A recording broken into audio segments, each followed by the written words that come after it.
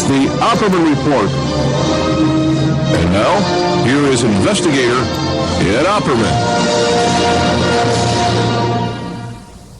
Okay, welcome to the Opperman Report. I'm your host, private investigator Ed Opperman, and this show is brought to you by emailrevealer.com. Go to emailrevealer.com and you can get a copy of my book, How to Become a Successful Private Investigator. You can also get that book on Amazon.com. Books back up on Amazon.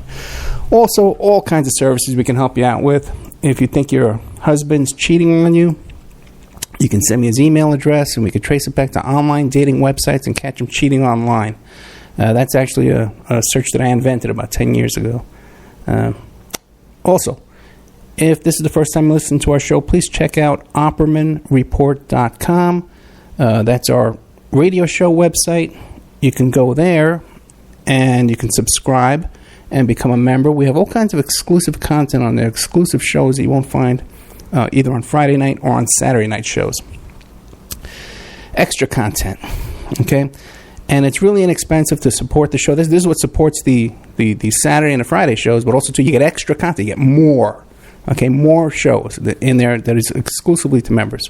Also on there, too, in the members section is we have a documents section. For instance, we just got a hold of the Donald Trump opposition research. We got that from that Guccifer guy, 2.0. Supposedly this hacker hacked it. Anyway, so we got a hold of that. We got it through the guys over at smokinggun.com. Helped us out and gave us a full copy of it. We also have on there the Montgomery Blair Sibley, all the Verizon phone records of the Washington, D.C. madam. And we also have on there, too, all the Donald Trump litigation, the Trump University is all on there, the depositions, a lot of cool stuff. Okay, today we got a really exciting show for you. A lot of people have been really looking forward to this and talking about it all week long, as a matter of fact. It's about Adam Walsh. Our guest is named Willis Morgan, and he's the author of this book called Frustrated Witness. Mr. Morgan, are you there? I am here. Great. How you been, man? I've been okay. I wish I would have had your book about 10 years ago. How to become an investigator, because I could have used it back then. I kind of figured this out all on my own. You can still use it. I'm too old for that now. But there's a lot of tips in there, even for the average person who wants to figure out little things. A lot of little tricks in there. Yeah. I've never been interviewed by a PI before, so I think this is going to be really great. Okay, great. Well, hopefully, okay. Now, Mr. Morgan, why don't you tell us about yourself? Who is Willis Morgan? What makes you tick? Okay, I would like to just start from when I came to my Florida, which was in 1972 from New York. Okay. And I took a job working for the Miami Herald. And I worked as an apprentice in the press room when I first started. And I worked my way up in 1977 to become a training supervisor in the press room. And we were working 4-day work weeks back then, 40 hours a week, 10-hour shifts. And my days off were Sunday, Monday, and Tuesday. On Monday, July 27th, 1981, that was one of my days off, my middle day off. And I decided to go to the Hollywood Mall and go to Walden's bookstore and then go down to the German Deli. But on my way to the German Deli, I decided to stop off in Radio Shack. And while I was in Radio Shack, I had what would become one of the most bizarre encounters that I've ever had in my life and that anyone can imagine, and it would be a memory that would live with me for the rest of my life. Because after that encounter, I followed this guy thinking somebody's going to need help. And this is before I knew anything was going to happen. I had no idea what was going to happen. I just knew somebody was going to need help. But back in 1981, never did I think a 6-year-old kid might be in trouble. My thinking back then was it would be another adult. I was 34 back then, and this guy I had this encounter with was in his early 20s. Later, I would find out that he was 21. So, I mean, the age was right on. I was right in there with the age as other witnesses were. There were many other witnesses besides myself, and I tracked them down. That's why I was saying your book could have helped me back then. But anyway, I followed him, and I followed him all the way through Sears and all the way to the toy department. But I didn't go down into the toy department. I just stood there for a minute wondering what he was doing in there, and he didn't come back out. So I'm thinking that, he must be playing the video games, and I wasn't going to stand there while he's playing video games. So I just turned around and left. But it was, and let me just say, that encounter was so bizarre that even after I left and went to my car before I stepped out to the parking lot, I actually turned around to make sure this guy didn't follow me back, because I did not want to have him follow me out into the parking lot and have another encounter with him out there. But that's how bizarre that was. But anyways, finally I went home and forgot about it. Well, let's stop there. What was so bizarre about this guy and your encounter with this guy? It was that look in his eyes and this smile he had while he was talking to me. It just didn't match. He had this dead dull look in his eyes, but he had this smile, and his whole appearance. He was disheveled, dirty, reeking of alcohol. I mean, just everything about this guy. And he just appeared to be very, very dangerous, the way he was standing over me and trying to start a conversation, and he was trying to engage me in conversation. But I never replied to him. My thinking is, you say one word to this guy, and he's never going to go away, because he seems so desperate to be, have a conversation and to be with somebody, So right, because you're from New York. You know how to avoid a guy like that, right? Just don't say nothing. Yeah. What part of New York are you from? Long Island. Okay, yeah, I'm from Bronx first, then Staten Island. Oh, okay. Well, I'm from Suffolk County. Okay. Now, what was he saying to you? Oh, he was just saying things like, hi there, nice day, isn't it? Talking about the weather and stuff. I mean, it was really just stupid.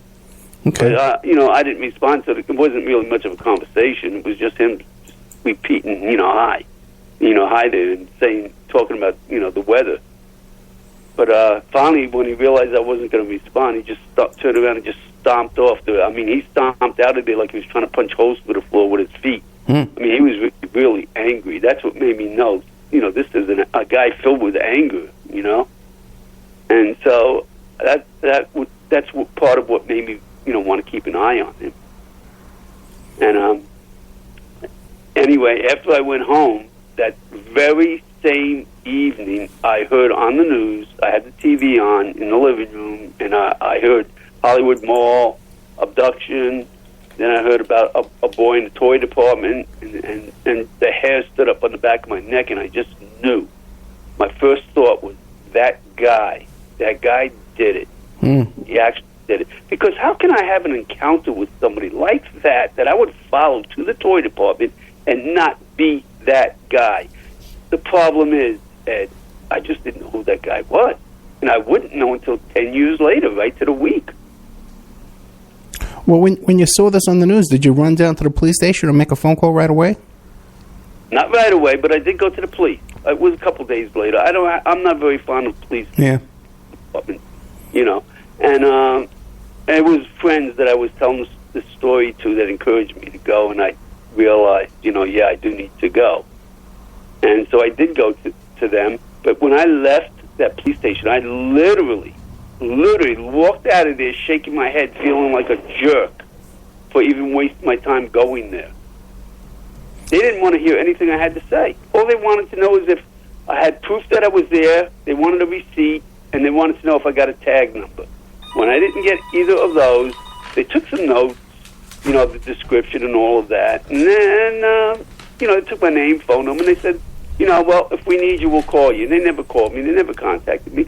Days later, I started seeing composites coming out in the paper, and I knew whoever gave those composites saw the same person I saw.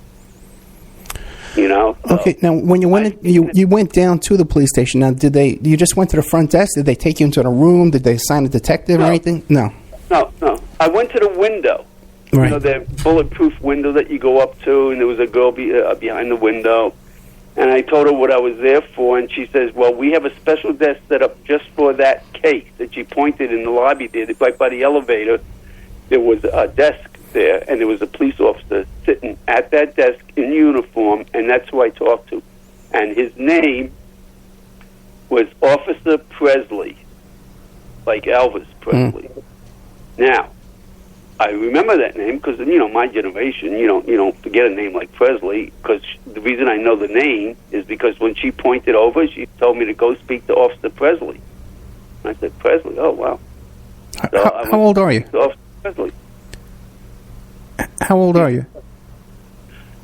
Now I'm going on 70. I was 34 back then. Okay. This is 1981.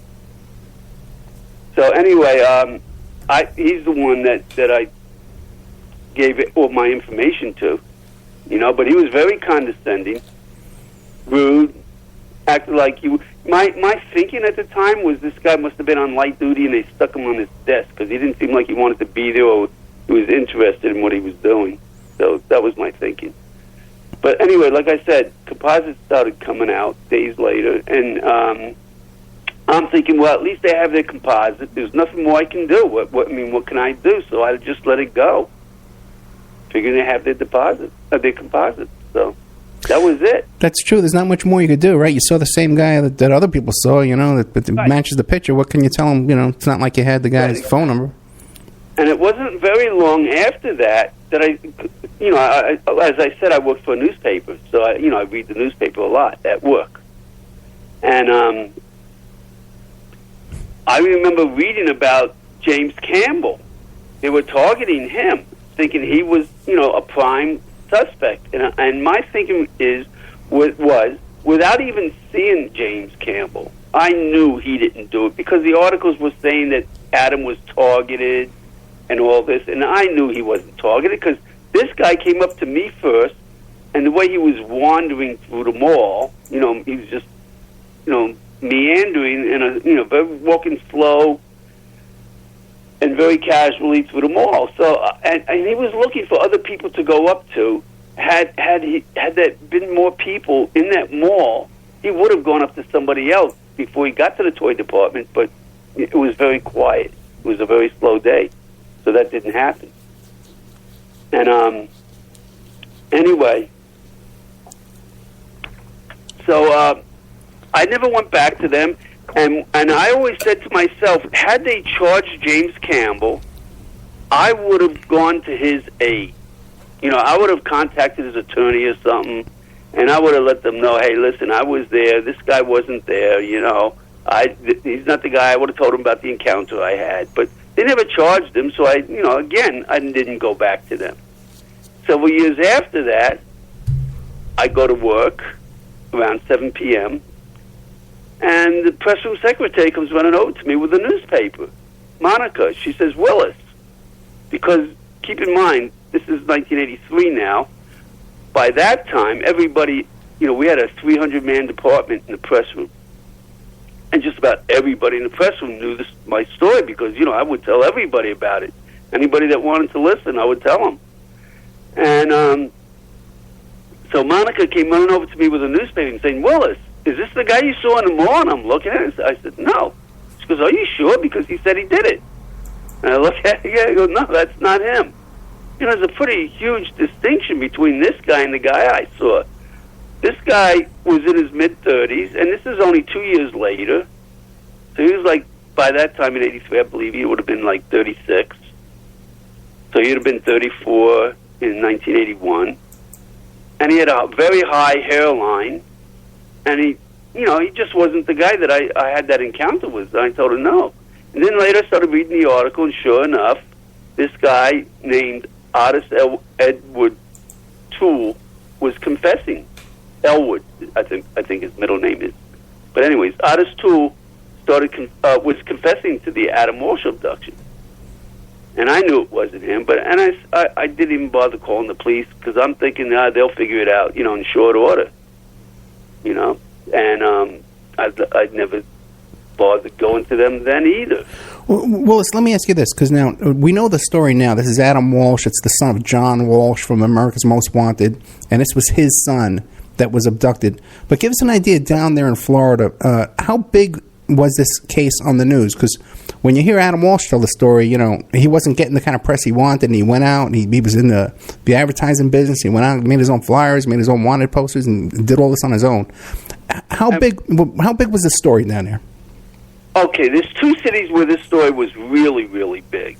Okay, obviously in 1981 it was huge all over Florida because, I mean, that the vehicle that other witnesses claimed Adam was tossed into, which was a blue van, there was a statewide search for that blue van. I mean, they were looking everywhere. If you had a blue van, you remember the D.C. snipers when they thought they had a white van? Yes, I do. Stopping everybody. If you had a white van, you couldn't even drive to work without getting stopped. Well, it's the same thing with that blue van. They were stopping every blue van they saw on the road. And if you had a blue van and you made a U-turn, they would presume you were trying to get away, and they would, stop you and give you extra scrutiny. If you had a blue van and you sold it, they figured you were trying to get rid of evidence, and they would, really give you more scrutiny. So, I mean, that's how big that blue van search was. They tracked down over 7,000 blue vans in the state of Florida back then. I mean, this was really huge in Florida, and also just about everywhere in the country, even in international. It was a big story. But Adam Walsh, his investigation was so sloppy that John Walsh wrote that book, Tears of Rage, primarily over his disgust over the Hollywood Police Department. And hence the title of the book, Tears of Rage. He was outraged by the way the detectives handled this case. And it was really bad. I mean, these detectives were worse than any Keystone cops could have been, the way they handled this case.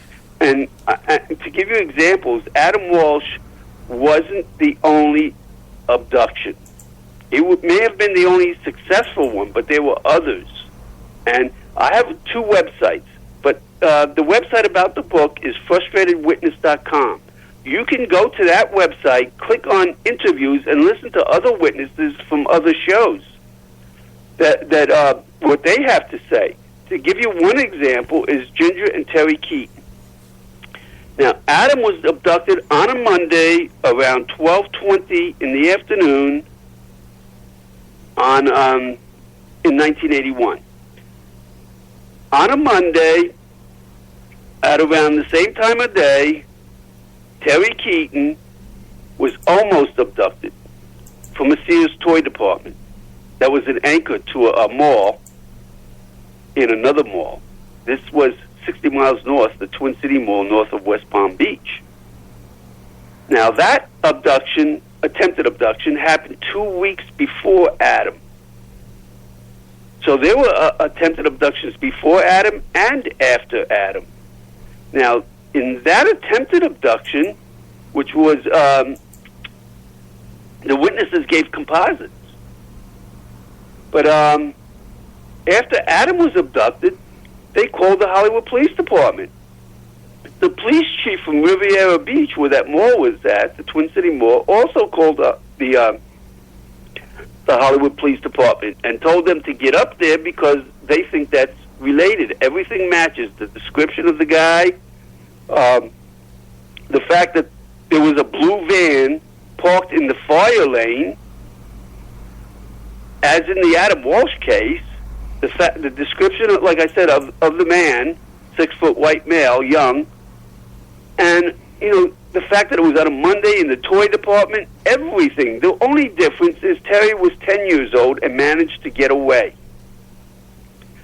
But what happened was, at that time, right after Adam's abduction, James Campbell started becoming a suspect. And they got so zeroed in on James Campbell, John's house guest, that they were dismissing all these other incidents because composites weren't matching James Campbell.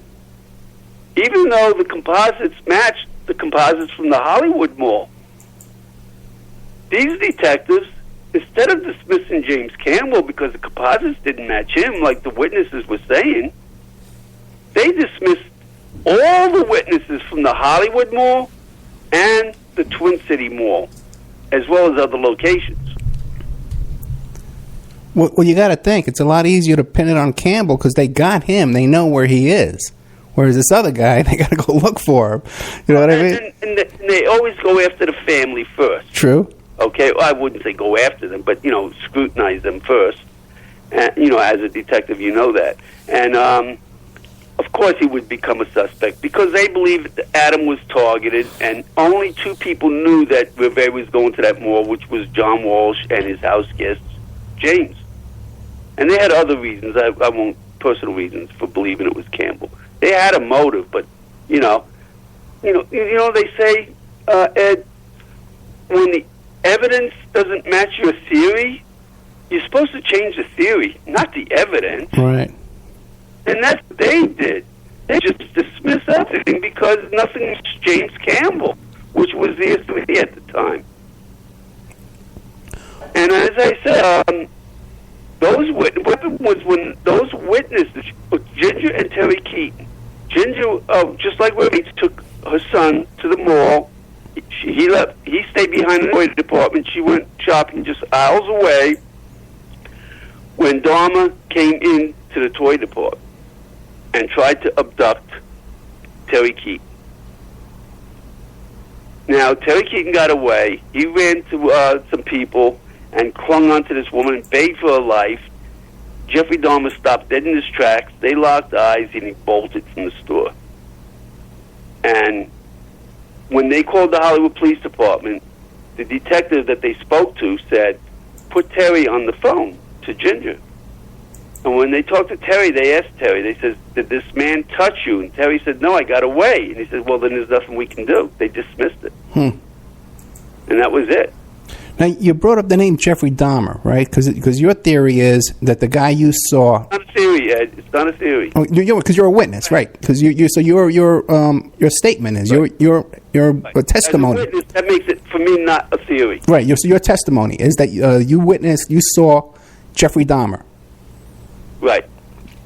Do we know at that period of time if Jeffrey Dahmer had a blue van? Well, let me say this. I've contacted other witnesses, okay, from the 3 sites that are relevant to Adam Walsh's abduction, as well as Jeffrey Dahmer. And those 3 sites are the Hollywood Mall, the Turnpike, the Florida Turnpike at mile marker 130, where Adam's severed head was found, okay, and the location where Jeffrey Dahmer worked, which is also relevant to the Adam Walsh case because Adam, I believe, was murdered in the meter room behind the store where Jeffrey Dahmer worked. And we'll get into that a little bit, okay? But let me tell you about the Turnpike. There are 4 witnesses that witnessed a blue van at that site, okay? And by the way, numerous witnesses we can talk about at the Hollywood Mall that should never have been dismissed. When you have too many witnesses saying it was a blue van, you can't dismiss all of them because one said it was a blue shirt he was wearing. I said it was a yellow shirt, and I believe I may be wrong, And can I just give you a quick analogy on that? I know we only have a 2-hour show. No, yeah, go ahead. Really fast. I was watching a show on criminology once, and there was a professor writing on the blackboard. And her desk was right behind her, and she had a briefcase sitting on the desk. From the back of the classroom, somebody comes into the room, walks up to her desk, takes the briefcase, and starts walking out of the classroom.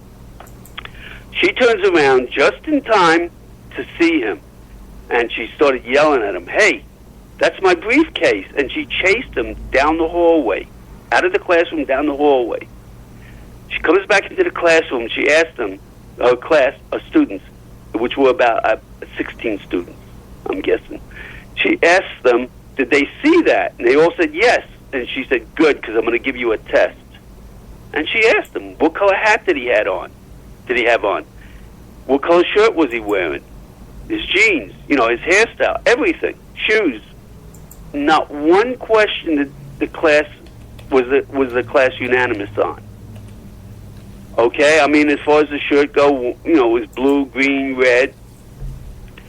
But yet, when she brought the man back into the classroom, because obviously this was, a test, they all were 100% unanimous that this was the man. And, I think from what I've read and researched that it goes to, I don't know anything about psychiatry, but it goes to how we process information, using our past, present, experiences in life. For instance, a hairdresser may concentrate on the hair. A shoe salesman that sells shoes may notice that he had Nike shoes on, and etc. So witnesses may not be able to absorb everything all in one shot. So, some witnesses are going to get the shirt, come up with different colors. But that doesn't mean that they weren't there. Obviously, in this case, they were all in that classroom. They were all there, and it's the same thing in the Adam Walsh case. They dismissed witnesses because one witness said it was a different color than another witness, and that would be enough for them to dismiss every witness. And this is back when they were genuinely trying to solve the case. Now, once Dahmer was captured in 1991, they were dismissing witnesses, but for a whole different reason. They went into full cover-up mode, and I'll tell you why. The day I walked back into the day Jeffrey Dahmer was captured, I was working, okay? And I got to see the mugshot that came out in an article. It was a very small article about this man that was captured in Milwaukee with horrible things going on in his apartment. And I was freaking out. I started saying out loud, this is the guy I saw in the mall. The very next day, I called the Miami Herald Library up. It's not a library like most people would think of. It was more like a storage room back before the computer days. Sure. They saved every hard copy of the newspapers and other things too, photos and whatever. So they had, shelves and file cabinets, and that's what this was. And I called them and I asked them, I said, do you remember that composite that ran in the paper for the Adam Walsh case? And they said, yes. So I said, can you get me a copy? So I took that copy back to the Hollywood Police Department along with that mugshot that ran in the paper. And I said, look, this is the guy I saw in the mall. Well, first of all, they had no idea I was there in 1981. But even worse, their jaws dropped because they knew something I didn't know until 2008 when I got a hold of the case files. After they closed the case, they had to give everybody a copy.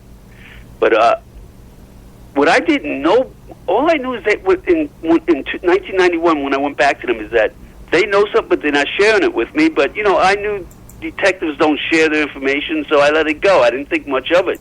But in 2008, when I got a hold of the case files, I saw that composite in there. And I realized what they knew. I had the wrong composite.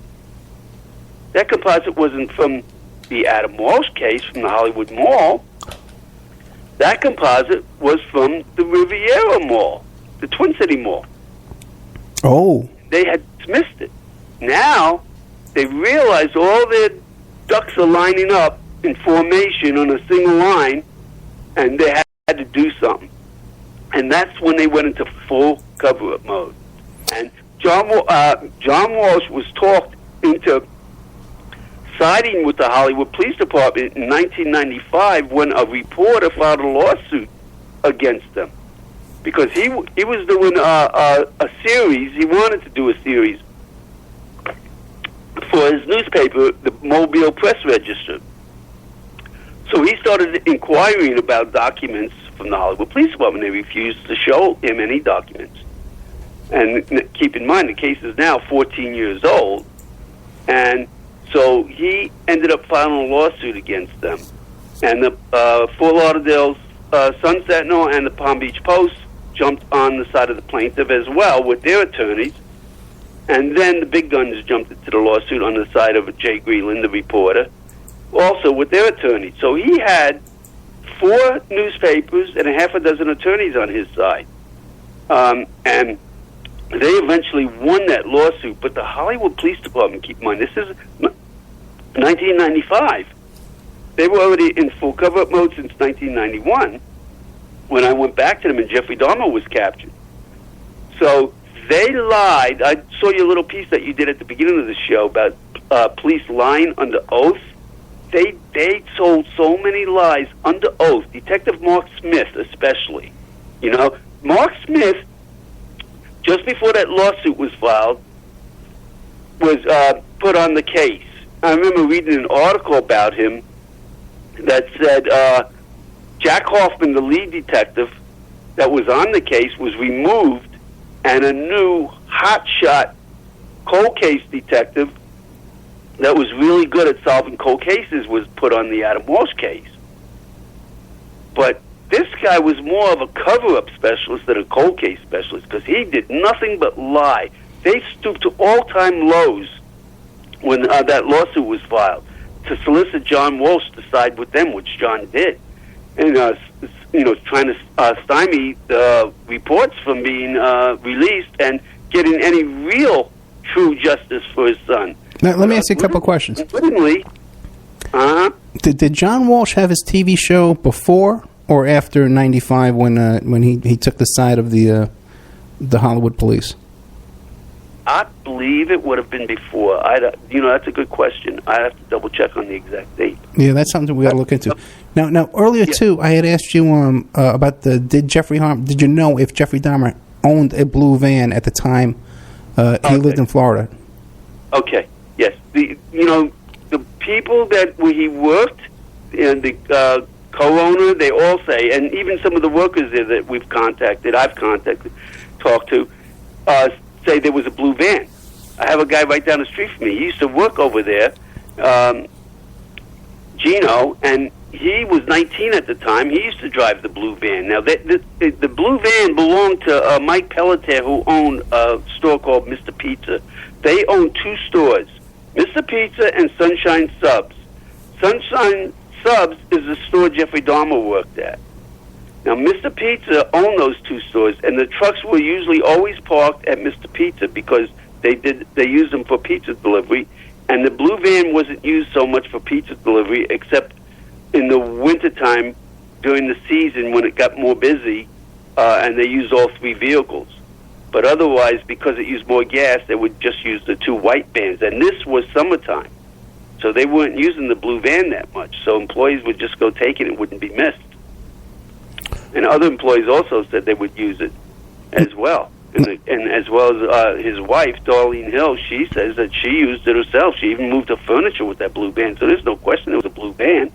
Now, as far as, any kind of proof as far as the registration goes, that we don't have. But if you have this many witnesses saying there was a blue van, then that means there was a blue van, And not only, like I said, from the Hollywood Mall, but from where Dahmer worked, as well as a Turnpike, all three sites. There were witnesses that saw blue vans at those sites. Now, as far as that Turnpike again goes, those four witnesses, one of them, his name is Dennis Bubb. He works for Publix supermarket chain. He was taking an empty truck from South Florida, going back, their main warehouse is up in Lakeland, Central Florida, and what they do is they exchange empty trucks for full trucks. So that's what he did. He made those runs back and forth. And he was on the way north with an empty truck when he passed that Turnpike area, mile marker 131, I believe it was.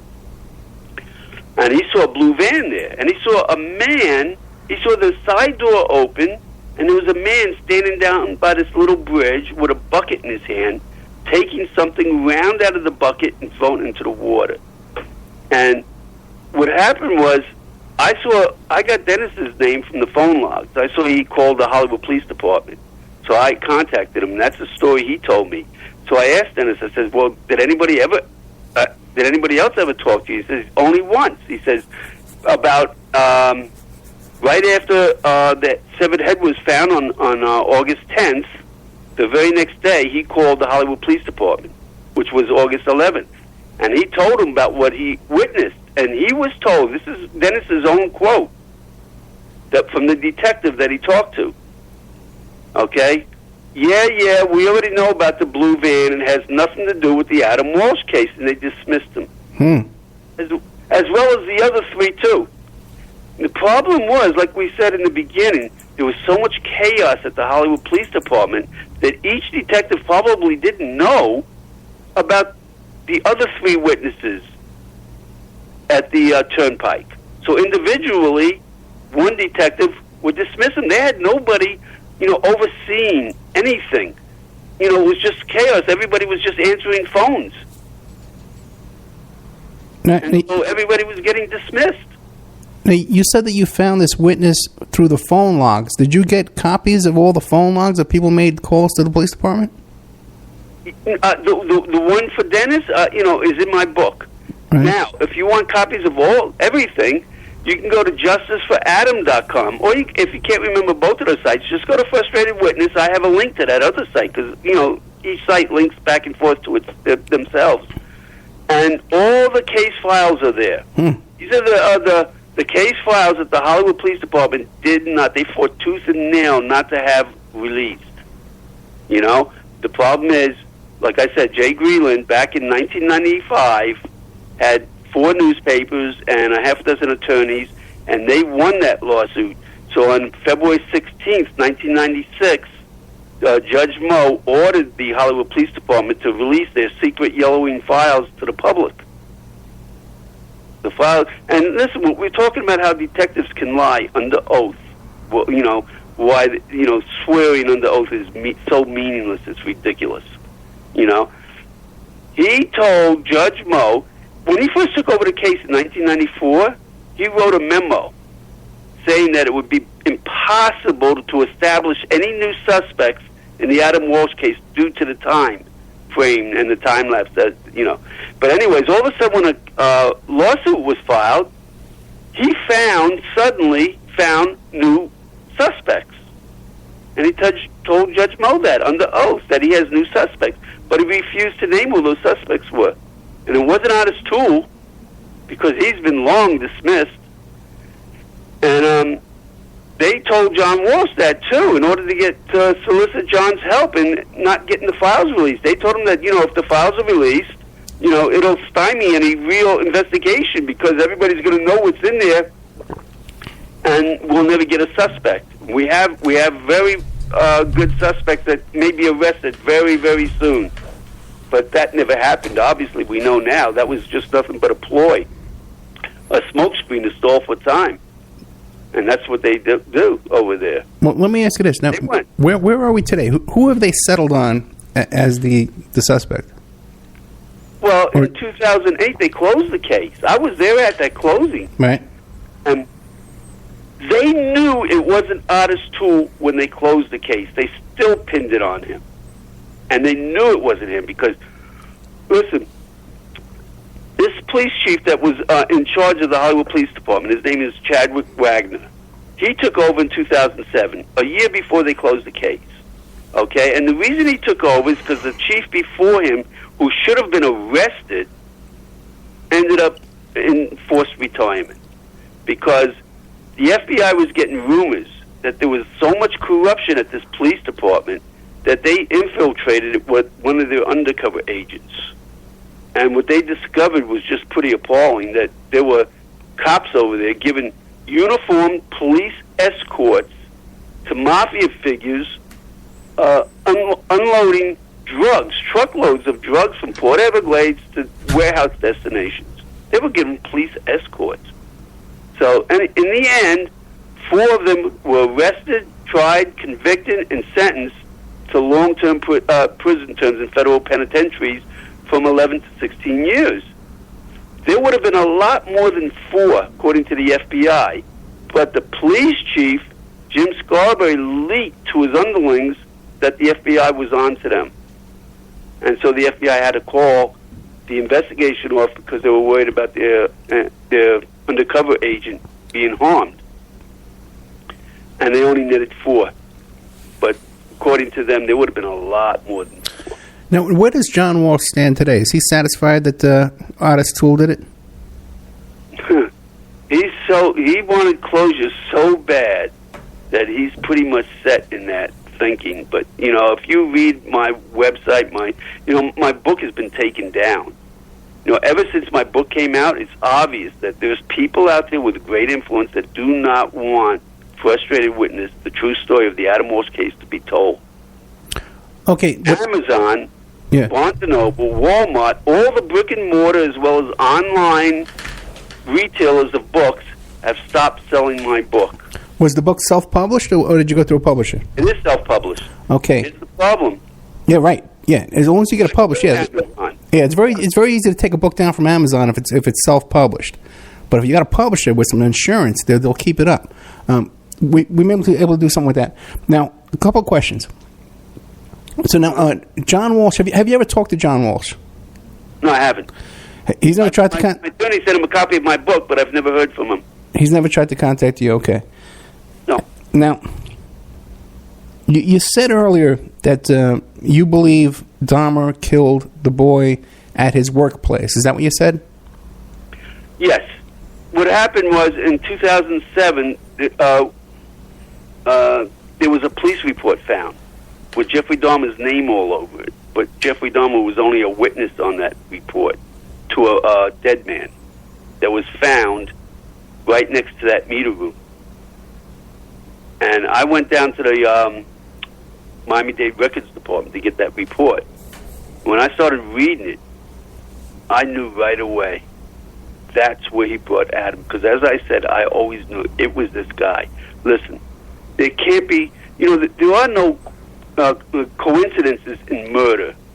The fact that he was in that toy department at the time Adam disappeared from there, tells me, how can it be anybody else? There can't be two people that crazy on this planet in the same exact spot at the same time. Now you describe me this phenomenal. You're calling it a meter room. This is a room that was at the pizza place, the Mr. Pizza place? No, this is the meter room behind Sunshine Subs. Okay. Now, let me just tell you what happened. Jeffrey Dahmer came to South Florida on March 26th, okay, in 1981. And he had about $800 that I calculated from his DD-214 form and other ways when he came down here. This is $1981. Okay. But he quickly drank that money up, and he became broke, and he started dumpster diving. And one day he was dumpster diving out of this dumpster behind a strip mall. And the guy that was the manager of that sub shop was taking the garbage out and saw Dahmer eating out there, and he asked him if he wanted something to eat. And so he brought Dahmer a sandwich, and Dahmer ate it. A couple days later, he was taking the garbage out again. He saw the same guy, Jeffrey Dahmer, out there eating again. So he asked him, he says, hey, do you need a job? I'll give you a job. So he hired Jeff as a busboy in the sub shop called Sunshine Subs. Now, his name is Ken Halbert. Ken said, this is what Ken said, about 10 days after he hired Jeff was taking the garbage out. It was his job now. And he comes back into the sub shop and he goes, in a very, this is what he said, in a very monotone voice, very soft, monotone voice, Ken, there's a dead man by your dumpster. So Ken goes outside to look. Sure enough, there's a dead man. So he calls the police. The police come. They want to know who found the body. He says, my busboy. So he says, well, get him out here. We need to talk to him. So that's how Jeff got his name all over the police report. But everything in that police report is what Mr. Jeffrey Dahmer says. But, the police didn't know who he was. I contacted the police officer that wrote that report. He told me he remembers the dead guy, but he don't remember Jeffrey Dahmer because he was just another witness out of many that he's interviewed over the years. But the reason he remembered the dead guy is because he was covered in ants in full rigor mortis, and he was only 16 inches high. And that's the reason he remembered the dead guy. As an investigator, that's a cop joke, 16 inches high. That's the prone position. What is, I never heard that joke before. What was the disposition in that case? What was the cause of death? How did they close that case out?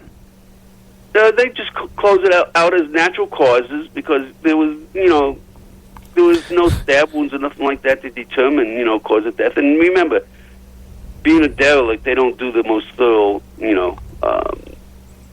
autopsy, I'm guessing. But, they just took Dahmer's word because Dahmer, like I said, everything in the police report is what Dahmer said. And Dahmer said he went by the name of Bobby. He was living in the area, sleeping in the meter room. He hung around there, and he was always drinking.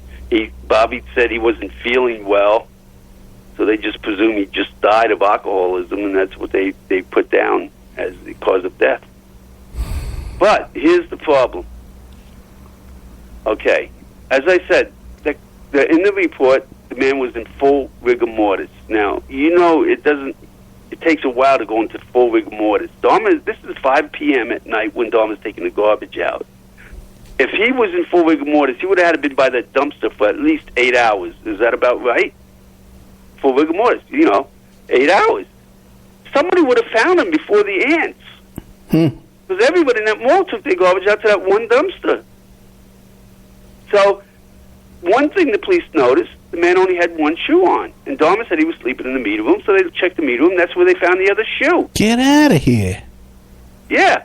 So that's how I said, oh, my God, this is it, the meter room. I immediately made a beeline from the Dade County Records Department to that meter room because it had the address on there. I went into that meter room. This is well over 7 years, so my statute of limitations passed. Okay. I can mention that I went into that meter room, and right then the goosebumps on my arm told me this is it. This is what he brought at him. So I was telling another reporter about this, and he, unbeknownst to me, contacted ABC Primetime. And they did a TV show about it. And you can watch that show at my website, frustratedwitness.com, and go to the link that says Meter Room. It's the very top show. You can watch how Jan Johnson goes in there and with blue luminol lighting finds this blood spatter on the back wall that she describes as being indicative of a high-velocity blood spatter pattern. Okay, so that means somebody died a horrible death in that meter room. But it wasn't that man Bobby. As I said, he had no blood on him. The Hollywood Police Department have for years been running interference on any links to Jeffrey Dahmer and Adam since 1991. Keep that in mind. Now, you watching that video, you can watch Detective Mark Smith running interference, as well as Joe Matthews is in there, another detective. Now, what Joe Matthews has to say about that meter room is that meter room means nothing. It's just a room. All this Jeffrey Dahmer stuff is based on what if? What if this? What if that? You can't investigate a homicide based on what ifs. Now, okay, but there's blood spatter. What about that? Well, the Hollywood Police Department says they believe two pit bulls got into that meter room and had a fight. Okay, Chuck McCulley from the Miami Police Department, because I went to the Miami Police Department, he told me that he believes a bird flew into the wall. When I tried to explain to him that that bird must have been murdered because it doesn't explain how that blood spatter is described as being indicative of a homicide, he starts yelling at me, telling me, well, I sent one of my best detectives over there, and he said a bird flew into the wall, and that's good enough for me. And that's it. They never investigated. To this day, they've never investigated. And then suddenly, not long after that, they changed the door, and they put a solid steel door on there. And on top of that, they whitewashed the meter room. Oh, see that? Yeah, I was going to ask, because you got to think, there's no reason to wash that meter room. Oh, they cleaned it completely out. Now, who would have done that? My thinking is, well, maybe the Dade County Police Department called the fire department. You know, this is only my, a theory I can come up with. And the fire department ordered the mall to clean that room out and clean it up, and they're going to come back and check it. But the thing is, they did clean it up really good, but they missed the blood spatter. It's still there. It was still there, for a long time. I have no idea if it's still there now. But it's irrelevant anyways, because I took photos of it. You can see some of the photos, again, at my website. The photos of the blood spatter. I mean, even an amateur can look at this and see, yeah, that looks very much like something really bad happened, And also there's a trap door. Now, I went down under that trap door, and I found a blanket with some 30-pound garbage bags with red drawstrings down there. Now, what is a blanket doing spread out in a crawl space with garbage bags? Now, you remember Hicks, Stephen Hicks, when Dahmer was in high school. That was what they're saying is his first murder. 18 years old, hitchhiking. And he was murdered in the crawl space and garbage bags. So who's to say that Adam didn't spend his last couple of days down in that crawl space, and was murdered in that meter room? Whether you want to call it a theory or not, certainly, who has the MO to do that? Dahmer. Now, they dismiss the MO because they try to say it's not his MO. This is all part of their, running interference on links to Dahmer.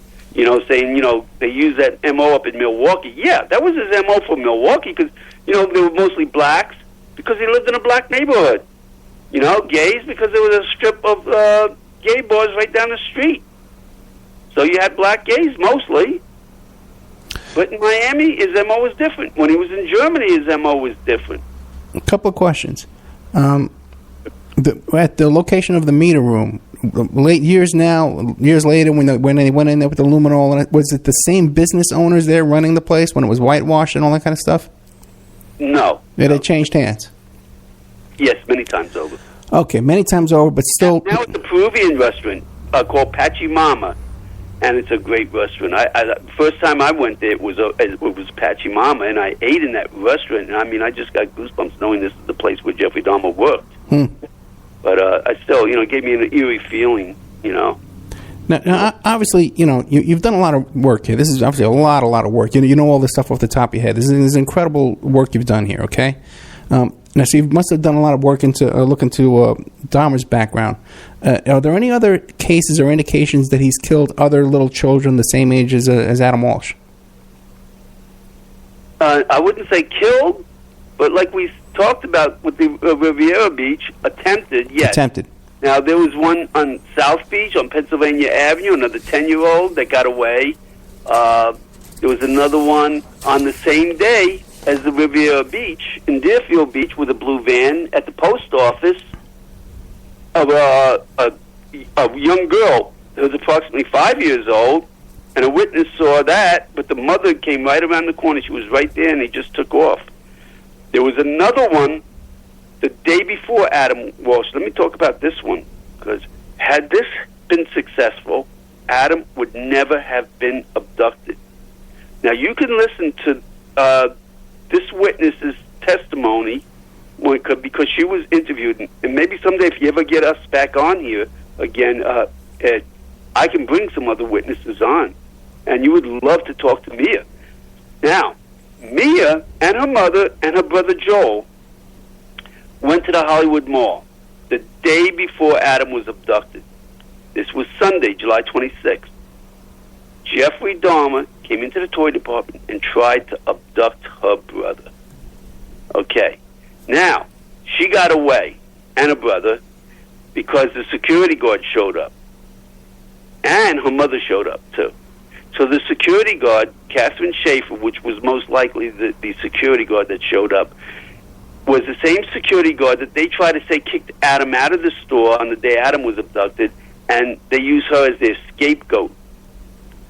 But she had nothing to do with Adam. She didn't even show up on the day Adam was abducted until 20 minutes after he was already gone. I have all the timelines from other witnesses' statements. And Joel, on Sunday, when Dahmer tried to abduct him, and he got away, on the way out of the store, she saw that same disheveled man standing next to a blue van. On Monday, the day Adam was abducted, they were all back in that mall again. Now, Mia and her brother Joel, again, were in the toy department. And Mia says she saw this man leaning over Adam, talking to him, and Adam looked scared and confused. But she didn't hear him say anything. And then she saw this man take him by the fingertips and walk out with him. Right.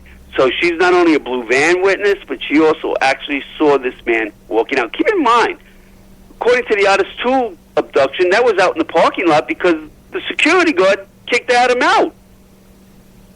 Here we have witnesses actually seeing Adam being abducted.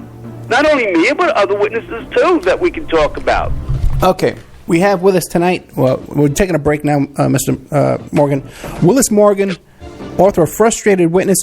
What's your website again? FrustratedWitness.com. Okay, we'll be right back after these messages. We are here with Willis Morgan. He's the author of the book Frustrated Witness. His website is frustratedwitness.com. It's the story of the Adam Walsh case where he's a witness that he saw Jeffrey Dahmer there at that mall where Adam Walsh was abducted.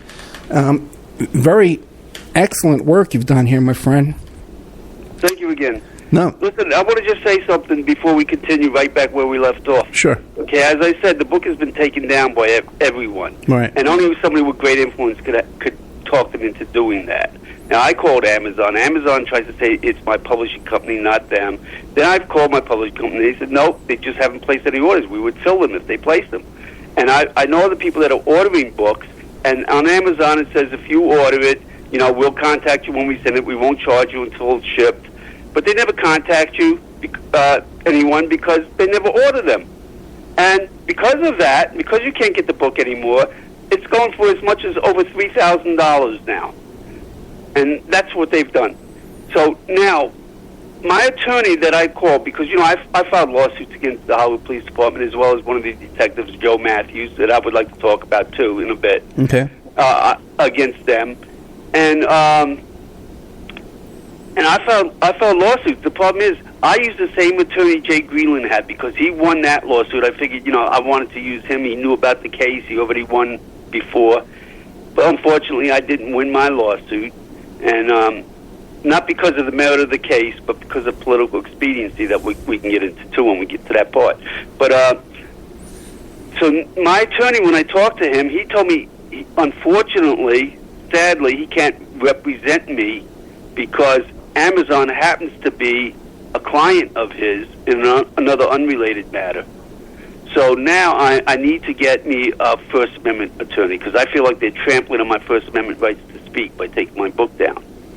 So if anybody's out there, a good law firm that's looking for a client, contact me through my website, frustratedwitness.com. There's an envelope icon there. You can click on that and send me some information. Do you have any books in print in your possession that you want to sell? You know what? I was thinking about that might be a way to go.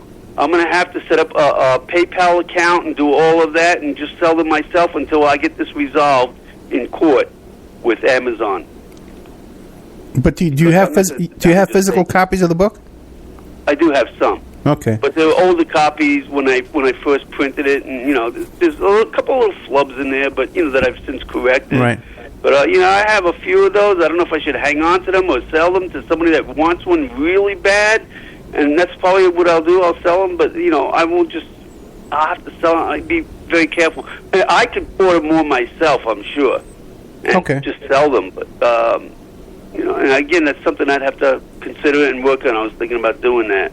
But anyways, back to the toy department there. Joel, who Dahmer tried to abduct on Sunday, the day before Adam, keep in mind, had Jeffrey Dahmer been successful with Joel, Adam Walsh would never have been abducted. We would never be even talking or having this conversation here now about Adam because there would have been helicopters. That place would have been swarming with detectives the day before. The same way it was, the toy department was swarming with detectives on the day Adam was abducted. So that very next day, he would never have been able to go back to that mall or that toy department. Now, the official story, though, is the security guard kicked him out. That's the statement from the security guard?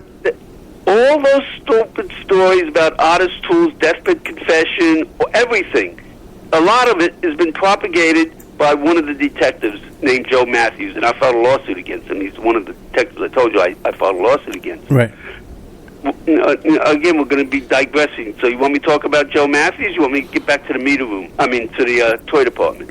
You know what? What do you want to? I think we're going to do shows in the future. Okay, and we'll do additional shows, one with each of the witnesses you have, and we'll put them up online. So let's try to do it. Yeah, and you were supposed to call one of them. I won't mention her name because I don't want anybody calling her in the interim. you were supposed to call one of the witnesses yourself and interview her. Right, but I didn't know we had to do it before today. I thought we had time. You didn't only told me 2 days ago. Yeah. Okay. Yeah, I got a full-time job, you know. Tomorrow, that would be great because I give you a phone number. She's packed up. I know.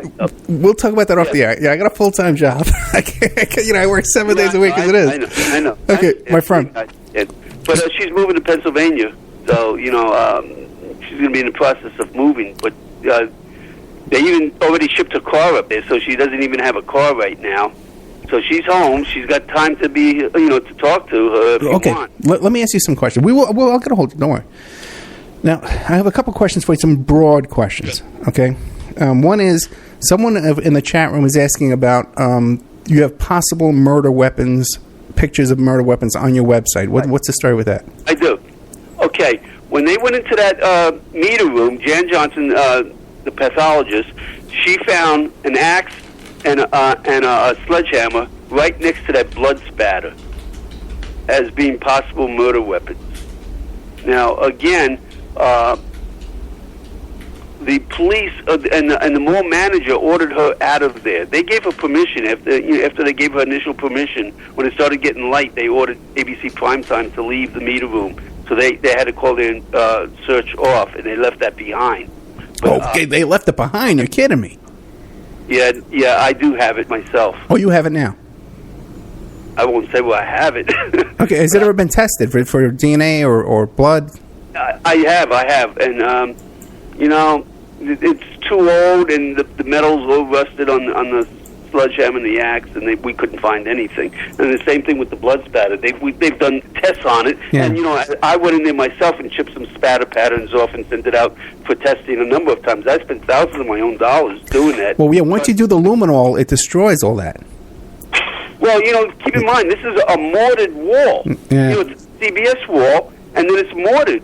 And the lime in the mortar alone will destroy DNA. Right. Never mind the time, the humidity in Florida, all of that. So there's no chance of ever getting DNA or anything out of it. Yeah, I tried real hard, believe me. And so did Jan Johnson, but nobody could get anything. Okay, now, you have information about Dahmer doing other murders in Germany? Is that public knowledge, or is that something... I'd rather not get into that because I have too much here to talk about, Okay. But yes, Dahmer was in Germany for 2 years. And his roommates would see him come back with blood spatter, but not think much of it because he would, always use bad language against, minority races and get into scuffles. And, and when he would bring it up to Dahmer, he would get angry. And so he just learned not to bring it up and assumed he just got in a fight somewhere. What do you know about Dahmer having a satanic altar in his apartment there when he was arrested? I don't know anything about all of that. I could care less about that stuff. But I'm more worried about Adam down here and what's going on. But I will say, if you want to talk about his apartment in the building where he lived in Milwaukee, there were other murders in that building, and those police up in Milwaukee don't want to make the connections either. Just like they don't want to make the connection to the derelict. They don't want to make connections because if it's going to affect them in a negative way, they're just not going to do it. They say when you mess up, never fess up, and that's what they do. They messed up big time up there. The little Laotian kid they gave back. Right. Dahmer, and Dahmer killed him in his apartment. But they don't want people to know because it could have been riots like Ferguson, how many times they were in that building all because of Jeffrey Dahmer. Okay, what do you know about Dahmer being involved with a possible satanic cult called the Process Church of the Final Judgment? I know nothing about that, and I could care less. Okay. Now, because O'Toole also, too, he claimed he was involved with a satanic cult as well. Is there any chance, you think, in your head, that possibly that O'Toole and Dahmer may have known each other or worked together, brushed paths? That's just dribble. Okay. I don't know who's starting those stupid rumors. But no, listen, let me tell you something real quick. Yeah. Remember we talked about that Riviera Beach incident? Yeah. Okay, July 13th, the records show Otis Toole was in a hospital in Newport News, Virginia. He didn't even arrive back in the state of Florida until July 25th, less than 2 days before Adam was abducted. So if you believe those witnesses and the composites that back them up, remember, they're backed up with composites. If you believe them, that mall incident and the Hollywood Mall incident and other witness incidents are related and connected, That would eliminate Otis Toole right there. Now the story about the security guard kicking Adam out of the mall, that came from the security guard himself? No. Well, yeah, you could say that, because at first she said no, but then, after they interviewed numerous times, and she kind of like she kind of like was back and forth on, well, maybe, And what's your opinion about that? She's mistaken? She's coerced? No, she had absolutely nothing to do with it. Nothing. Here's the problem. Yeah. One of these detectives that was on the case since its inception, his name is Detective Joe Matthews. He worked for the Hollywood Police Department. The Miami Beach Police Department as a homicide investigator. But he also owned his own polygraph company called Southern Institute of Polygraph. The Hollywood Police Department hired his company to do the polygraphs of the Walshes and Campbell. Oh, how nice. And he exonerated the Walsh family and Campbell completely after three multiple exams of Campbell. And then, several years later, he heard John Walsh got a TV show. So, yeah, I was wrong earlier. It would have been before 95. Because it was only several years later, he heard John Walsh became host of America's Most Wanted. And he calls John up and befriends him. And John remembers he's the one that exonerated him. So John Walsh hired this detective on his show to be the senior lead investigator on America's Most Wanted. That's what a lot of people don't realize. John Walsh had the senior lead investigator on America's Most Wanted, feeding him misinformation about his own son's abduction for years. So, he's a parasitic detective that worked his way onto that show and did nothing but feed John false information about his own son's abduction. That's very interesting. See, okay. One more question about Dahmer's past. Okay, there's a story about Dahmer. He went on a class trip to Washington, D.C. He made a phone call, and the kids in his class got a tour of the White House. Do you know anything about that story? Yeah, I do, but it has nothing to do with nothing. I know. But these are things we're going to do more shows in the future. Don't worry, okay? But my audience is interested in this kind of stuff because it's already in the chat room. So, what do you know about that? All I know is that while he was there, he talked them into seeing Walter Mondale, having a meeting with Walter Mondale, the vice president at the time, and they were he was pretty good about talking on the phone with people and getting interviews. So he told him he was their class was there visiting, and they would from the school newspaper, and he wanted to get an interview, and yeah, he got that interview. How were you able to confirm that story? Oh, it's just newspaper articles. It's all over the place. Okay, yeah, it is all over the place. I'm just trying to find a little more direct information on that. Okay, then what else? Stuff talks about it. I mean, you could go to my website again, and I have the interview with Dahmer. It was an interview, not an interrogation. It should have been an interrogation, but the Milwaukee Police Department's interview of Dahmer when he was first captured. They talk about a lot of things, even Germany, and he lied about everything. So, but go ahead. Did you want to ask me a question, or did you want me to get back to the Hollywood Mall real quick? Okay, what do you got? Sure. Okay, I was just going to say, when Joel was standing talking to Adam, and the day Adam was abducted, this is, on the 27th, Joel asked his mother, when his mother came that day and said they have to go, and Joe asked his mother if he could stay a little longer and play with his new friend. And she said, no, his dad is here now. So Mia's mother, Peggy, thought that was Adam's father. Another witness, this is one of the reasons I wrote my book, just one of many, but another witness thought it was an older brother. Another witness thought it was a stepfather. So they all hesitated and didn't do anything. But like I said, I followed him to the toy department. If I stayed a little longer and I walked a little further, I would have known better. I could have done something. I always felt like Philip Lord, the one that thought it was a stepfather, because Adam, as he was being dragged across the threshold of the Garden Center exit, was screaming, "You're not my daddy, you're not my daddy, I don't want to go." Philip said he had a son about that age, and he turned around walking backwards, watching this, thinking, he wouldn't handle his son like that. But then he was thinking maybe that was just a rambunctious kid that didn't want to leave the toy area, and that was a stepfather, since he was screaming, "You're not my daddy," because Right. how kids treat stepfathers. They don't get very good treatment like the natural father would. So he hesitated, went over to pay his bill, didn't ran back outside. The blue van, this guy, and Adam were all gone.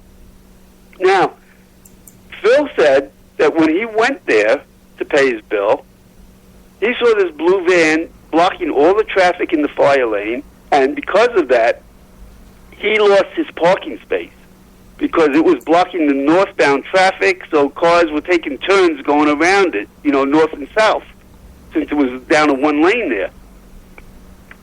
So he ended up losing his parking space. Then when he went into Sears, he had to walk around the blue van that was the cause of his problem. And so he remembers the blue van. Okay, there's so many blue van witnesses. And like I said, he hesitated.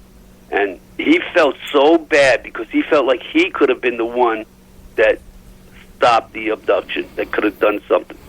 And, there's others, like Bill Bone in the parking lot. He saw Adam being tossed into a blue van like a sack of potatoes. And for a minute he thought, well, maybe that's an older brother. So he hesitated. But then, just the way he was just tossing this kid and manhandling him, he ran over to the back, got the tag number, gave it to the police afterwards, and he says that to this day he could still smell the smell of burning rubber from the blue van taking off. But whatever happened to the tag number? Does he still have it? No, he gave it to the police. It was a partial tag number, I believe. Okay.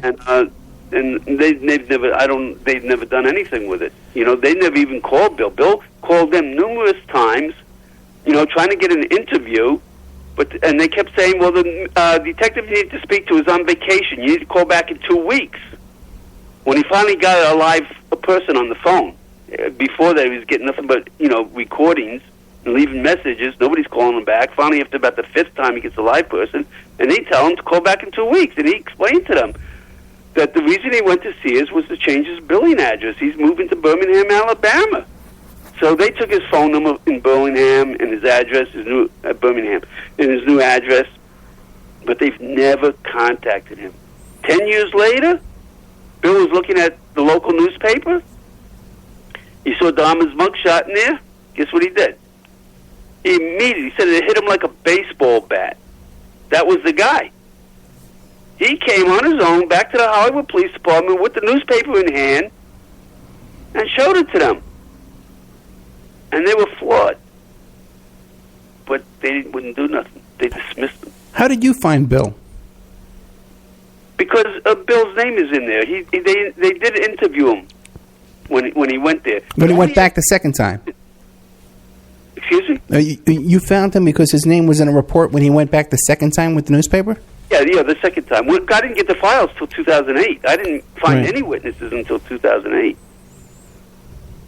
Okay, but anyway... Did you get these files for free, or did you have to pay for them? Excuse me? You got the whole case file. Did you get them for free, or did you have to pay for them? I paid $30. $30, okay. Yeah. Well, the first time I got them for free. I went back and got another copy because they updated them and all, but there wasn't much there, just some extra stuff.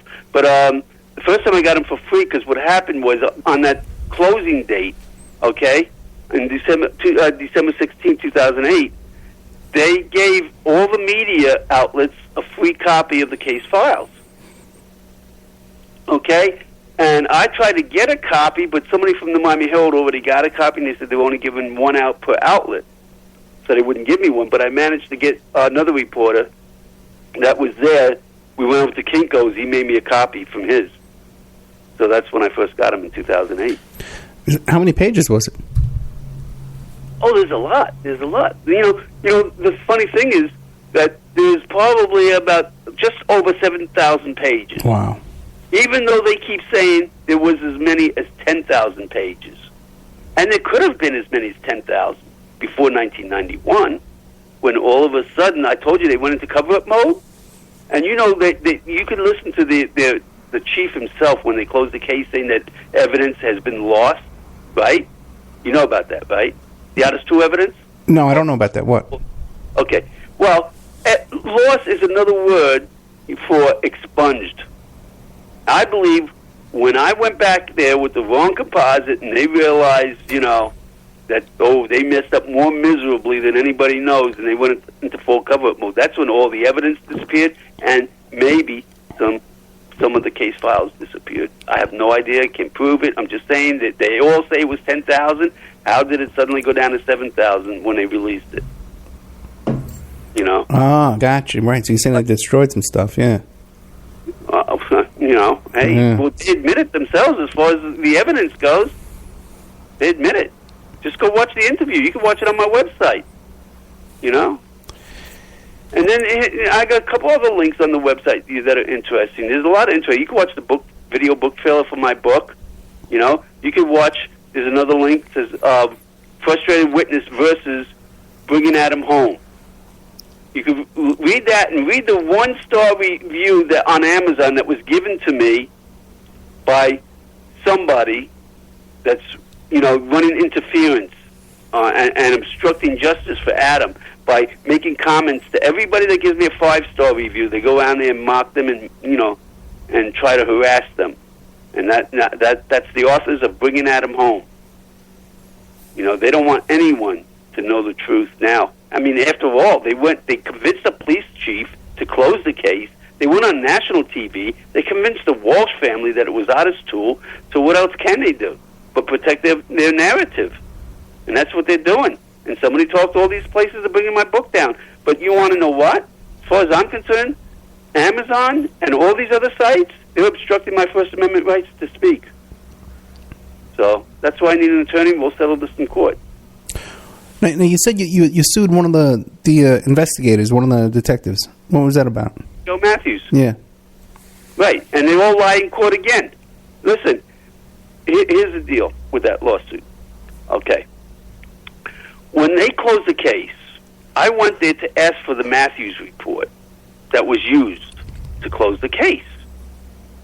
And they said that Matthews has it, they didn't keep it, and that they don't have a copy. So I tried to get Matthews to show it to me. He refused, so I hired an attorney. Okay? And he did the same thing. We made a records request from the state attorney's office in the Hollywood Police Department. And at first they were saying, yes, this should be a record. We'll contact Matthews and order him to give us a copy of it. Okay?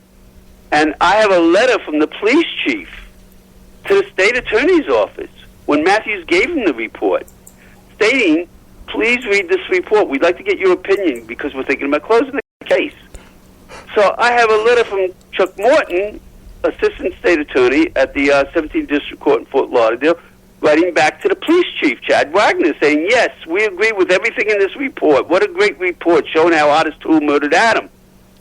Okay? Now, these are letters from them on their letterheads to each other, back and forth. They were exhibits in my lawsuit, because when I filed the lawsuit, all of a sudden, that report was nothing more than a regurgitation of everything they already knew, and they didn't use it. That's why they didn't save a copy. But according to Florida Sunshine Law, it's irrelevant of what your opinion is, because you can make up any kind of opinion you want. And they've obviously been wrong so many times. Opinions are meaningless. The law states, once you accept it, it must be part of the case file. But even so, under oath, the chief says that he didn't use it. And the court sides with him. They said, but he said he didn't use it. That's exactly what one of the judges said. And Joe Matthews, he hires this attorney. His name is Tom Panza. He's a known lobbyist down here that donates to these judges. So this way he can get favoritism when he goes up to before them. And she in court, this is when I first filed for my first hearing on the case. We had a 30-minute hearing, which was actually closer to an hour, it turned out. But anyway, at the end of that hearing, while everybody's gathering their belongings, Joel Silvershine, who was the attorney for the state attorney, yes, they have their own attorneys too, and He was the only one not gathering his stuff. And then I'm watching him, and when the judge looks up, he winks at her and goes, she nods back with a smile, and he tells her, says, I'll see you later in court. And they're like smiling at each other. I mean, as subtle as it might have been, to me it was about as subtle as a flying brick. I mean, what does that tell you? I didn't have a chance. I didn't have a chance there, and I didn't have a chance with the 4th District Court of Appeals. So the only thing I could do now was to appeal to the State Supreme Court in Tallahassee, and that would cost a lot of money. I don't have that kind of money, so that's why I'm putting this book out there as my appeal to the Court of Public Opinion. I'm not clear what you were trying to achieve with the lawsuit again. What were you suing for? They closed the case, and they said they didn't use this report that was used. Matthews wrote a report called the Matthews Report. He names it after himself. Okay. Matthews Report, pinning this murder on Otis Toole. Okay? Now, the police say they didn't use it. So I went back and I asked them. I said, okay, if you didn't use it, where's your own report? They don't have one. I says, where's your closing report? No investigation report, no closing report, no reports of any kind. All we know is they closed the case, which is obvious they used Matthews' report. I mean, if you go there and watch the closing statement from the chief, he credits not only Detective Joe Matthews, but John Walsh's attorney, Kelly Hancock, sitting right next to Joe Matthews in that closing. Now, let me tell you who Kelly Hancock is. Kelly Hancock was before he was a private attorney, he was a prosecutor for the 17th District Court in Fort Lauderdale. Now, the Adam Walsh case is not an aberration. These cops constantly have gone after the downtrodden, derelicts that have no money, no family, no education, nothing, and they pin murders on them. One guy, his name is Frank Lee Smith, spent 18 years on death row, where he died of natural causes before they found him innocent with DNA and captured the real killer. Another guy, Frank Townsend, he spent 22 years in prison before they found him innocent and caught the real killer. Kelly Hancock is the prosecutor that prosecuted Frank. Nowhere that I could find did he ever apologize. Instead, they all point the fingers at each other. He says, well, I was only working with the information the police gave me. And this is what they do. So, I don't want them to think they can keep getting away with this behavior. Sure, Otis Toole, they charged posthumously. He already died. But still, that's not a reason to make yourself look good and pin a murder on someone else, whether he's dead or alive. You don't use somebody else just to make yourself look good. Okay, but whether Joe Matthews, whether it's his ego, whether he did this to placate the Walshes, or whether he's just plain old stuck on stupid, it's wrong. But now, one more time, I'm still not clear. Now, when you filed the lawsuit against Matthews, what was the complaint, and what was the complaint was that the Matthews report that was used to close the case should have been a public record, and I wanted a copy. Oh, so you wanted a record of his report? Of course. Oh, okay, I'm still not clear what the lawsuit was. That should have been a public record. He refused to turn it over. Okay. He says he doesn't have any copies. He says the only copy he had, he gave it to his publisher, and they took it to Cuba, and they can't find it or something. And then in court, after I lost the case, he finally found his report, waving it in his book signing, showing how he still has it, And so the disposition of that was he did not have to turn it over because he couldn't locate it? No, he didn't have to turn it over because the police chief said he didn't use it. Okay. Even though there's letters stating from him to the district attorney, and Florida state law says it doesn't matter whether he used it or not. No, now I understand. What's in their possession? It's the file record. Now, in all your investigation, all your work into this, right, how many witnesses have you located that saw Jeffrey Dahmer at the same mall, the Hollywood Mall, that you saw him at? How many others? A Yankee Stadium full. Really? Yep. And you have all their names?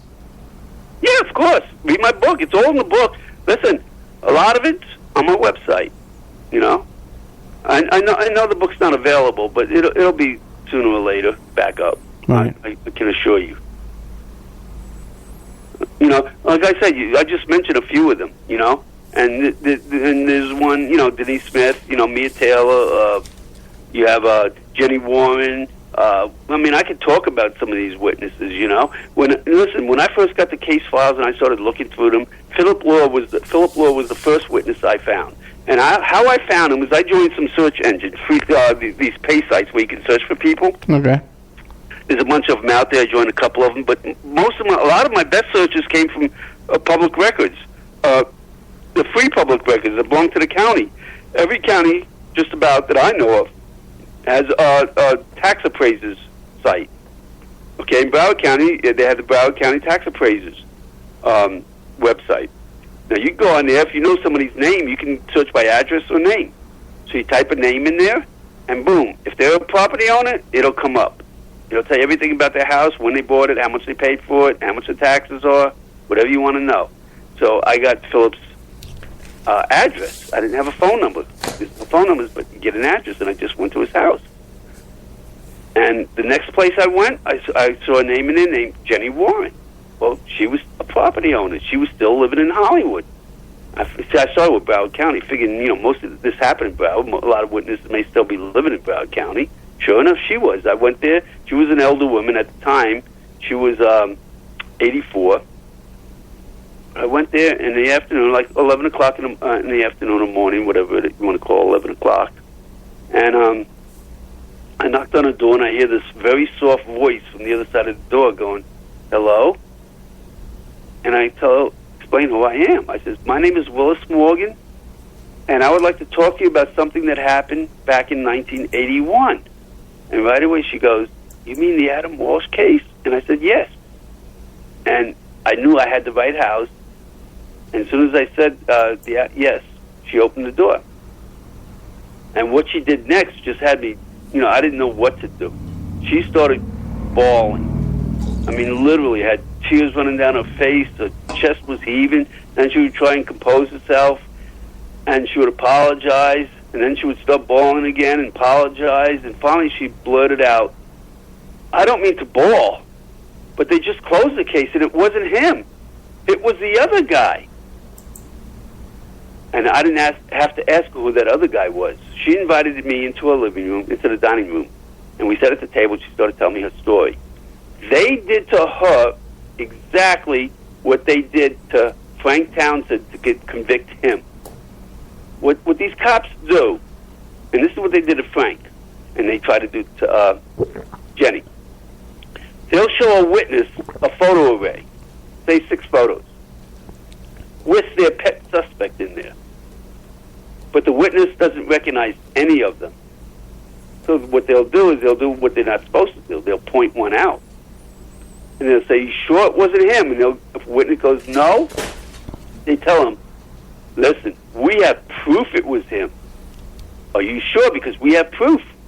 So some witness is not wanting to let a murderer of a beautiful 8-year-old girl get away with it. They'll make that identification, thinking they're doing their civic duty. And they tried that same stunt with Jenny, but it didn't work with her. They showed her a photo array without his tool in there, but not Jeffrey Dahmer. Even though this was after Jeffrey Dahmer was captured, they could have easily put his mugshot in there too, just to see. They didn't. And she didn't recognize anybody. She said had they had Dahmer's mugshot in there at that time when Detective Mark Smith, by the way, the detective, interviewed her, she would have picked it out. But it wasn't there. So she told him no. So you know what Detective Mark Smith did? Same thing. Points it out. "You sure it wasn't this guy?" "No. We have proof it was him." They tried to get her initial and date back of the photo. But she refused, so he dismissed it. Now, did she give you a statement to that? Yes. Sadly, she passed away, and that's the only statement is my interview with her. Okay. I believe the Miami Herald one time interviewed her as well. But, this is why I like to get statements from witnesses, and I asked you to call one of them. This is one of the reasons I would like to. I know. I listen. I understand. Ed, believe me, I understand.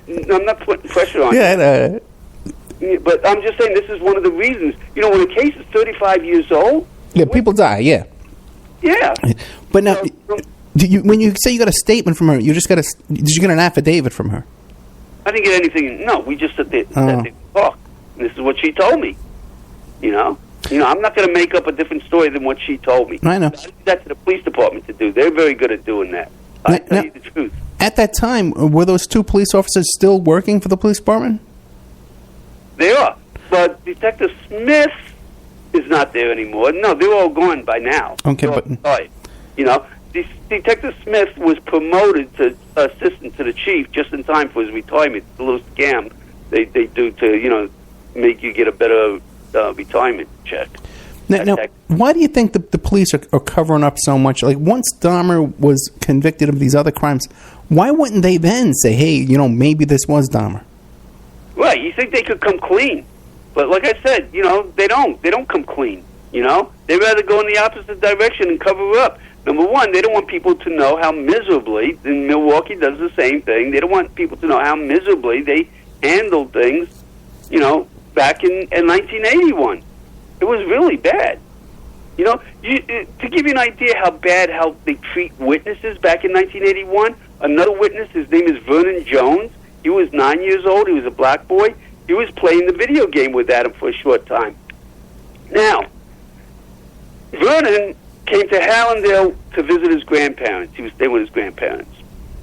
And his grandfather was in the lawn care business. He went to Sears to go to the tool department to pick up some tools. But Vernon, being 9 years old, wasn't so much interested in tools, so he stayed in the toy department. Now, while he was in the toy department, he was actually playing in a toy baseball game with Adam. Vernon being 9, Adam being 6. Adam's to his right. To his left, about 15, 12 feet away, is this young, disheveled man, hissing at Vernon. Hey, you, come here. Come here. Like that. Vernon looks over to him, thinking to himself, man, I'm not going with you. Just then he heard a big crack. He looks back, and Adam's standing there with this big grin because he got a grand slam home run and beat Vernon. Vernon said he was upset by getting beat by the younger kid. So he left and went around the other aisle, started playing Donkey Kong by himself, and left Adam there, not realizing at 9 years old, who this young, disheveled man was. And then a little bit later, just minutes, he actually saw the same man walking past his aisle with this boy hand in hand. And you talk to witnesses like Vernon, and then Mia's story, and then you put the timeline together. And you say, okay, so Mia saw him take Adam by the fingertips and head out. He must have passed the other aisle where Vernon was standing, because Vernon saw him passing his aisle. And then as he's going out, Philip Law passed him coming in and actually saw him going across the threshold. So you have all these witnesses, and there's others too, like Janet Santomassino, but they all fit. When you hear their stories, it all fits. Nothing without us two fits. Every attempted abduction does not conflict with another in Jeffrey Dahmer's timeline. Like he's not in two places at the same time and same day. We got a question from the chat room, right? And they're saying that John Walsh was quoted in an article about Dahmer being a pedophile who abused and tortured other kids. Now, do you know where that came from? Yes, from Jeffrey Dahmer's father, Lyle. Ah. When Jeffrey Dahmer was working at the Sunshine Subs, okay, Ken one day said, hey, Jeff, how come you never call home? Where you from? He goes, Ohio. He goes, you never call your home? You got parents? Were your parents in Ohio? He goes, yeah. He says, what's your phone number? And he took the phone, his phone, and he calls. And then hands the phone when his father answered, handed to Jeff. So his father knew he was in working for Sunshine Subs in Miami. So when he was captured, he had to admit it. And his father called John Walsh and said he thinks his son murdered Adam. Get out of here. Yeah.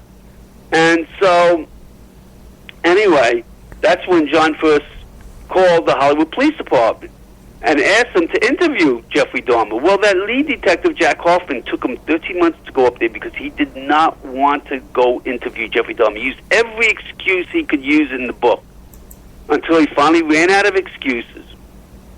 And John Walsh and the FBI were getting fed up with them at the Hollywood Police Department. So John Walsh called the state attorney's office and asked them to write a letter stating they would not seek the death penalty. He goes and gives that letter to Jack Hoffman. He says, "Here, take this letter and go give it to Jeffrey Dahmer. I'm not looking for the death penalty. I just want the truth." So Jack Hoffman tries one last excuse and says, "Listen, our police department doesn't have money for that kind of a trip." So John says, "Listen, I'm making pretty good money on TV. I'll pay for the trip. Go. Take this letter and give it to him." Well, Jack, with his back to the wall, he finally goes up there on, I believe it was August 13th, 1991, 1992, I believe it was. Yeah. Anyway, he goes up there, interviews Jeffrey Dahmer.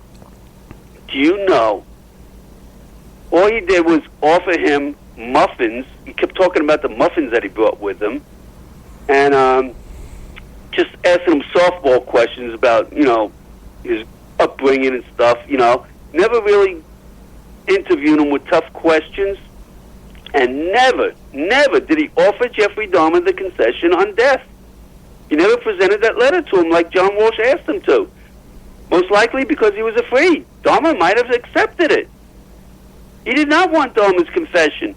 Because, again, they were all these detectives were running interference on any links to Adam with Jeffrey Dahmer.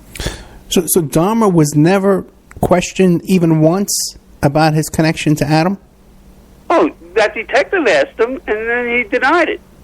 But if you go to my website again, you can listen to the interview of the FBI agent that interviewed Jeffrey Dahmer, and he believes Dahmer made a confession, what's very close to a confession. Oh, really? You can just go watch the interview with that FBI agent.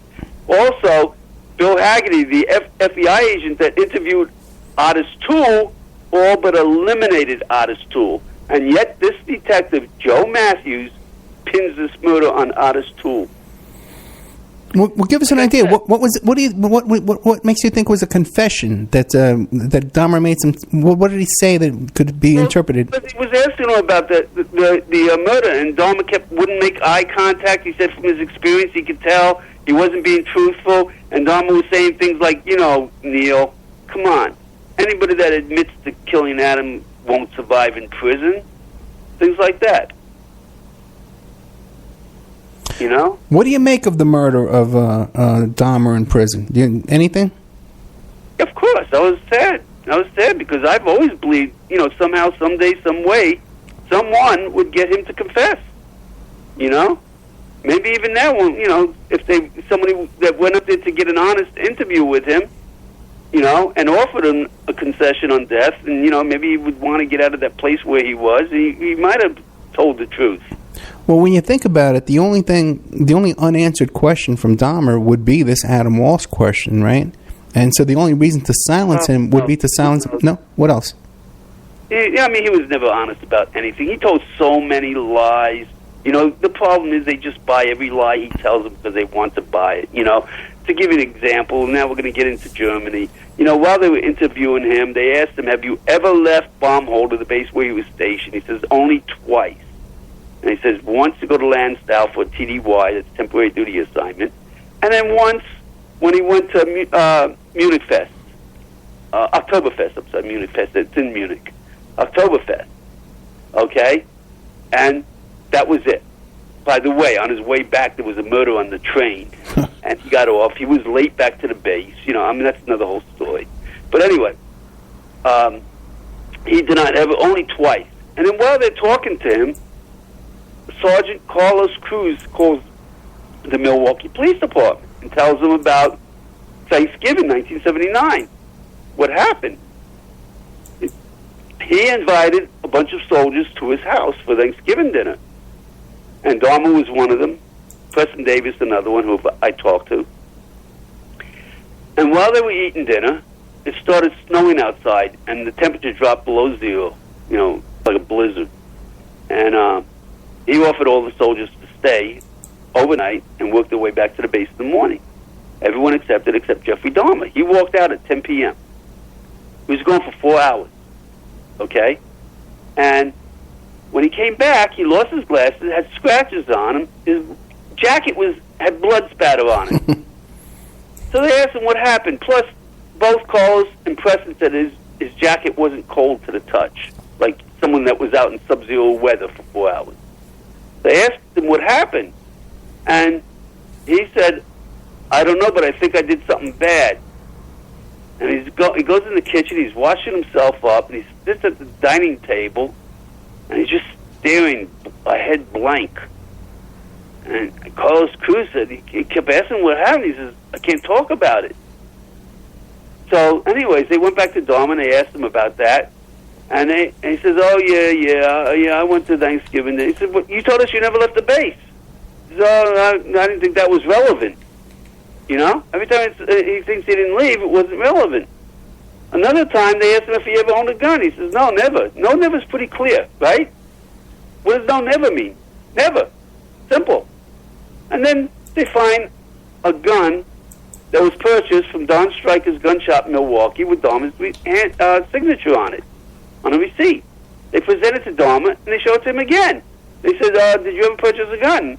He goes, no. And he says, well, here, look at this. This is the receipt with your name on it. He goes, oh, yeah, I bought that. He says, well, how come you told us you didn't have a gun? He said, because I didn't think it was relevant. That's exactly what he said. You can go read the Milwaukee interview with Jeffrey Dahmer. Whatever happened to that gun? Do we know? Yeah, of course. He had that gun at his grandmother's house. His grandmother saw it and called his father. His father came down and asked Jeff what he was doing with that gun and why he had it. And Jeff said he bought it for target practice. And Lionel said, well, you don't buy a 2-inch barrel gun for target practice. And he confiscated it. And he sold it. Took it to a gun shop and just sold it. I think he got $50 for it and gave it back to Jeffrey Dahmer, even though Jeffrey Dahmer paid nearly $400 for it. What do you think was the motive for the murder of Jeffrey in prison? Have you looked into it? Because of what his antics that he was doing, from what I understand. He was shaped, whenever he would eat things like meatloaf, he would shape it like limbs and drizzle ketchup on it, and, taunt other inmates and guards with it and laugh. He thought it was funny. He was doing all kinds of crazy stuff, and this one guy got fed up with it. And that wasn't the only attempted murder on him. That was a successful one for sure, but there was another attempted murder on him months before.